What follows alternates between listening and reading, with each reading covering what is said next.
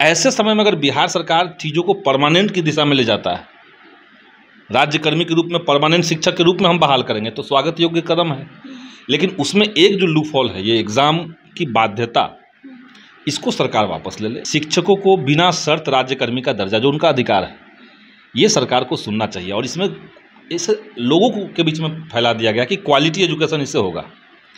ये वही बात हो गई कि आपका बीमारी कुछ और इलाज कहीं और आप करवा रहे हैं। क्वालिटी में इजाफा करना चाहते हैं तो जो पढ़ाने वाले लोग हैं उनको ट्रेंड करेंगे आप, उनकी ट्रेनिंग होगी। उनसे गैर शैक्षणिक कार्य जो लिया जाता है, कुछ भी गिनती में आप लगा देते हैं, कोई सर्वे में लगा देते हैं उनको, ये सब काम आप रोक दीजिए। उनका 6-6 महीना पर एक अनिवार्य ट्रेनिंग करवाइए। तो क्या सरकार इस बात के लिए तैयार है कि बिहार में अगर 4 लाख शिक्षकों में से मान के चलिए कि 3 लाख शिक्षक फेल कर गए या 1 लाख शिक्षक ही फेल कर गए, तो आप कहें कि हम 1 लाख बिना किसी क्वालिटी वाले टीचर से अपने बच्चों को पढ़वा रहे हैं? ये आप कह पाएंगे कि जो शिक्षक आंदोलन करेगा उस पर हम कार्रवाई कर देंगे? ये क्या बात हुई? ये तो तानाशाह, मतलब हम आपको पीटे और आप रोए नहीं। ये तो वही बात हो गई, हम गड़बड़ करें, हम आपके साथ विश्वासघात कर दें और आप कोई विरोध तक दर्ज ना कर सके। ये तो मोदी का कैरेक्टर है जी। ये सर्कुलर जो है पूर्व शिक्षकों के लिए है। हम पूर्व शिक्षकों की बात कर रहे हैं, जो नए अभ्यर्थी हैं, जिसके लिए भी मैं यही चाहता हूँ कि उनका पहले नियुक्ति हो जाए, उसके बाद सरकार परीक्षा लेती रहे। तो आप जब स्टेट में उनको एलिजिबल मान रहे थे 2019 में, अब आप करें कि वो लोग एलिजिबल नहीं, तो वो लोग स्टेट क्वालिफाई उसी सब्जेक्ट से करके बैठे हुए हैं, तो सब्सिडी का भी कंसिडरेशन सरकार को करना चाहिए। ऐसे तमाम ग्रीवांसेस पे सरकार विचार करे। नमस्कार, आप देख रहे हैं लाइव बिहार, मैं आपके साथ रूपम।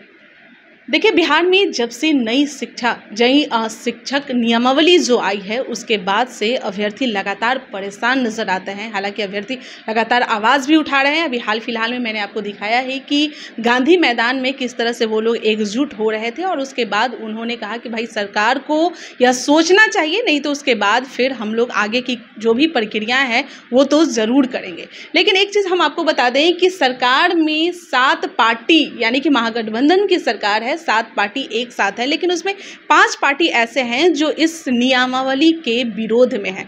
इसी में से माले भी है और माले के विधायक संदीप सौरभ आज हमारे साथ जुड़े हुए हैं, जो कि लगातार अभ्यर्थियों के लिए आवाज़ उठाते नजर आ रहे हैं। चाहे आंदोलन जहां पर लोग करते हैं वहां पर भी ये पहुंच जाते हैं और नीतीश कुमार के विरोध में भी रहते हैं। संदीप सौरभ जी, बहुत बहुत स्वागत है आपका लाइव बिहार में। जी जी, बहुत बहुत शुक्रिया। नीतीश कुमार के विरोध में हम नहीं रहते हैं, हम कोई मुद्दा देखते हैं। लेकिन कुछ जो नियम वो बनाते हैं जो आपको नहीं वो नीतीश कुमार का विरोध थोड़ी हुआ। अच्छा। ये जो नियमावली आई है, शिक्षक नियुक्ति नियमावली, इसमें तार्किकता की कमी है। आप जो 20 साल से शिक्षक पढ़ा रहे हैं, उनको राज्य ही नियुक्त किया है, स्टेट गवर्नमेंट ने ही उनको रखा है, स्टेट गवर्नमेंट ही उनको सैलरी दे रही है, स्टेट गवर्नमेंट ही उनको अपना शैक्षणिक कार्य या गैर शैक्षणिक कार्य देती है। योजनाएं जो सरकार की है उसको ज़मीन तक वही लोग ले जाते हैं। अब उनको राज्यकर्मी का दर्जा जब देना है तो आप करें, उनको परीक्षा देनी होगी। वो पास नहीं करेंगे तो उनको अलग हटा देंगे, पास कर जाएंगे तो उनको अलग रखेंगे। पहले से कुछ शिक्षक अलग कैटेगरी के हैं, अतिथि शिक्षक अलग कैटेगरी के हैं, तो कई सारा हायरार्की जो स्कूल में बनेगा, ये बिहार के लिए नुकसानदायक होगा, बिहार की शिक्षा व्यवस्था के लिए नुकसानदायक होगा। और इसीलिए हम लोग कह रहे हैं कि इसका विरोध हम कर रहे हैं। नीतीश कुमार जी का हम विरोध नहीं कर रहे हैं। तो ये एक नीतिगत फैसला है और इस फैसले में जहाँ पे लूफॉल्स हैं, क्योंकि देखिए आज के समय में समूचे देश के भीतर मोदी सरकार जो है वो रोज़गार के अवसरों को या तो छीन ले रही है या उसको मिनिमाइज कर दे रही है, उसको ठेका पट्टा टाइप का काम बना दे रही है। जैसे सेना की बहाली, एक था रोज़गार में नौजवान गाँव के युवाओं के बीच में था कि सेना में बहाली ले लेंगे, मेहनत कर रहे थे, 4 साल की नौकरी कर दी गई।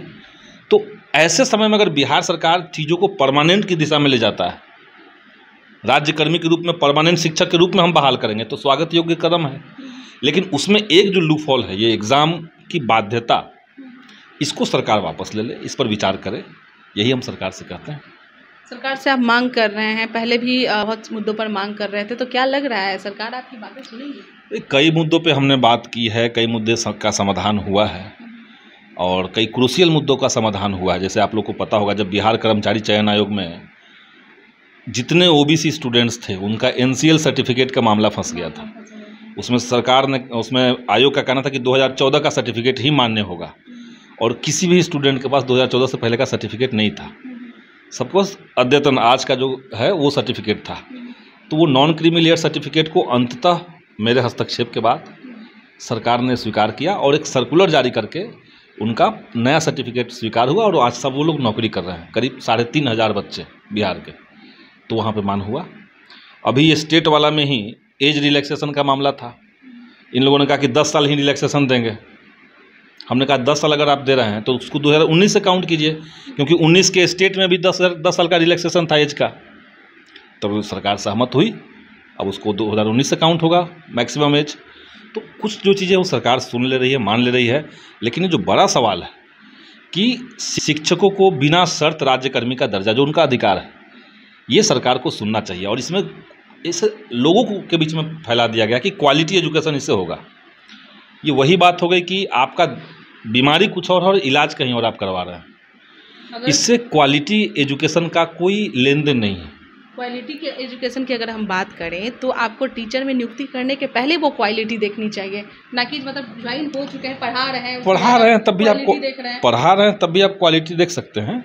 लेकिन उसको देखने का तरीका क्या होगा? अगर आप क्वालिटी में इजाफा करना चाहते हैं तो जो पढ़ाने वाले लोग हैं उनको ट्रेंड करेंगे आप, ट्रेनिंग देनी पड़ेगी, उनकी ट्रेनिंग होगी। उनसे गैर शैक्षणिक कार्य जो लिया जाता है, कुछ भी गिनती में आप लगा देते हैं, कोई सर्वे में लगा देते हैं उनको, ये सब काम आप रोक दीजिए। उनका 6-6 महीना पर एक अनिवार्य ट्रेनिंग करवाइए। स्कूलों में जब जांच के लिए कोई ऊपर से टीम जाती है और कोई टीचर की गलती है या कोई व्यवस्था की वहाँ गलती है, तो वो जो टीम है उसका हेड जो है वो पैसा लेकर के वापस आ जाता है। इस प्रक्रिया को आप ठीक कीजिए। स्कूलों का बेसिक इंफ्रास्ट्रक्चर उसको ठीक करवाइए। कुछ ऐसे सजेशंस थे जिनको अगर सरकार फॉलो करती तो क्वालिटी में इजाफा होता। सारे शिक्षकों का आप एग्ज़ाम ले लीजिए और जितने लोग फेल कर जाएं उसमें सबको आप नौकरी से हटा दीजिए। तब तो हम मानते हैं कि जो बचे हुए लोग हैं सब पास लोग हैं, क्वालिटी वाले टीचर बचे हुए हैं। आप तो वो कर नहीं सकते हैं क्योंकि वो गैर संवैधानिक हो जाएगा। तो आप ये कर रहे हैं कि पास कीजिए या फेल कीजिए, आप उसी स्कूल में पढ़ाइए, उसी सब्जेक्ट को पढ़ाते रहिए। तो इससे क्या क्वालिटी में फ़र्क पड़ गया? कुछ फ़र्क नहीं पड़ा। तो ये बहुत मिथ टाइप का चीज़ें है जो आम जनता में भी चल रहा है कि हमसे आम लोग भी बोले कि आप क्यों इसका विरोध कर रहे हैं? परीक्षा हो जाएगा तो टीचर क्वालिटी वाले हो जाएंगे सब। कहाँ से हो जाएंगे? टीचर तो वही रहेंगे, उनके ऊपर सिर्फ टैग लग जाएगा। तो क्या सरकार इस बात के लिए तैयार है कि बिहार में अगर 4 लाख शिक्षकों में से मान के चलिए कि 3 लाख शिक्षक फेल कर गए या 1 लाख शिक्षक ही फेल कर गए, तो आप कहें कि हम 1 लाख बिना किसी क्वालिटी वाले टीचर से अपने बच्चों को पढ़वा रहे हैं? ये आप कह पाएंगे? कई सारा सवाल है। तो इसलिए इसमें और दूरदर्शिता सरकार को दिखानी चाहिए और इस पर विचार करें सरकार। नियमावली में पूर्व शिक्षकों के साथ जो हो रहा है उसको तुरंत रोका जाए। शिक्षकों से अब हाल में तो हम देख रहे हैं कि सर्कुलर शिक्षा विभाग की तरफ से रिलीज़ किया गया है कि जो शिक्षक आंदोलन करेगा उस पर हम कार्रवाई कर देंगे। ये क्या बात हुई? ये तो तानाशाह, मतलब हम आपको पीटे और आप रोए नहीं। ये तो वही बात हो गई।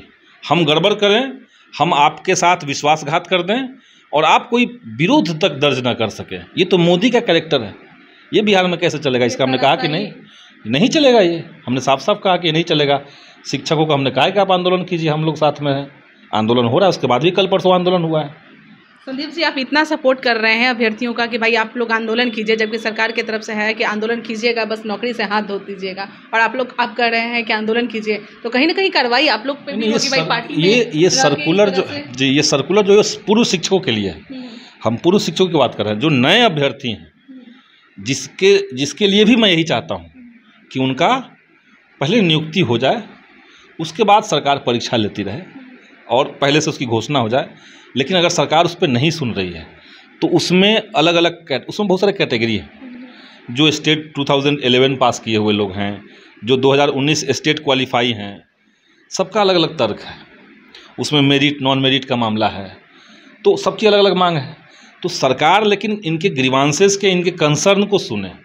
जैसे कल से मामला सामने आया है कि शिक्षा विभाग ने जो सर्कुलर जारी किया है, जो नियम कानून बनाया है, उसमें स्टेट में कहा है कि आपका 3 साल का अगर सब्जेक्ट होगा ग्रेजुएशन में, उसी सब्जेक्ट में आप अप्लाई कर सकते हैं। स्टेट में जब स्टेट की परीक्षा हो रही थी 2019 में, तब बिहार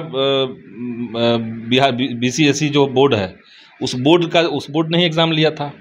तो वहाँ का नियम में था कि आपका सब्सिडरी सब्जेक्ट है, यानी 2 साल भी अगर आप उस सब्जेक्ट को पढ़े हैं तब आप उसमें नेट दे सकते हैं, उसमें आप ये स्टेट दे सकते हैं।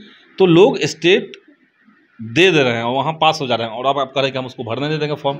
कितना गलत है। जैसे अभी सरकार ने जो नया नियम बनाया है उसमें कहा जा रहा है कि हम 2 साल जो लोग सब्सिडरी का सब्जेक्ट पास किए हुए हैं उनको एलिजिबल नहीं मान रहे हैं। तो आप जब स्टेट में उनको एलिजिबल मान रहे थे 2019 में, अब आप करें कि वो लोग एलिजिबल नहीं, तो वो लोग स्टेट क्वालिफाई उसी सब्जेक्ट से करके बैठे हुए हैं। तो सब्सिडरी का भी कंसिडरेशन सरकार को करना चाहिए। ऐसे तमाम ग्रीवांसेस पे सरकार विचार करे और इसको माने, यही हम कहना। मतलब लोग कहते थे, पहले भी कहते थे, आज भी कहते हैं कि भाई ये बिहार है, बिहार में कुछ भी हो सकता है, बीच रास्ते में नियमावली चेंज हो सकती है, शुरू में कुछ होता है और खेल के बीच में नियम बदल जाता है। तो ऐसे करने से हमारी जो बिहार की शिक्षा व्यवस्था है, बाहर के लोग क्या सोचेंगे हमारी शिक्षा व्यवस्था का? बाहर की शिक्षा व्यवस्था थोड़ा विचार अगर कीजिए, अलग से उस पर कभी आप लोग इंटरव्यू कीजिए ना। देश की शिक्षा व्यवस्था को तो खुलेआम ख़त्म किया जा रहा है। बिहार सरकार इस लिहाज से काफ़ी बढ़िया है।